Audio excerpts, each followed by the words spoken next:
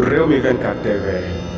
Bismillah dal leen ak jàmm ci xibaar mardi 5 décembre mu mel na rek président Ousmane Sonko mi ñu rajo woon ci liste électorale yi loolee nag daal dinañ koy jàppaat ginnaaw ba nga xamante ne rek waa Cour suprême daal dinay niinal ate si Sabassy Faye bi bu ñu xoolee nag audience bi rek ña ngi ko fas yéene def mardi 12 décembre mu doon nouvelle bu neex a neex ndax nag avocat yi Ousmane Sonko yi daal am nañ xel mu dal bu baax rek ca ne ñoom daal dinañu rek annuler radiation bi ñu def Ousmane Sonko ci liste électorale yi mu doon loo xamante ne ñu bari fi mu toll nii rek seen xel ma ngay commencé dara di am yaakaar que ne Ousmane Sonko dinañ ko delloo ay àqam ak yelleefam kon daal fii ñuy wax ak yéen nii tombé ak mardi 5 décembre kon boo ko audience bi jàpp nañ ko mardi 12 décembre bu 8h jotee loolee nag la ñu fas yéene def rek ngir rek mën a wax ci rajo bi ñu rajo liste électorale yi ci Ousmane Sonko nañ ko fay dugalaat wala déet kon mardi la 12 à 8h daal askan bi yëpp rek ñu ngi